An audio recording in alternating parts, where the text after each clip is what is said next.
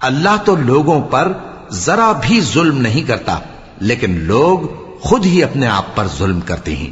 اور جس دن اللہ ان کو جمع کرے گا تو وہ دنیا کی نسبت ایسا خیال کریں گے کہ گویا وہاں گھڑی بھر دن سے زیادہ رہے ہی نہیں تھے، اور آپس میں ایک دوسرے کو شناخت بھی کریں گے۔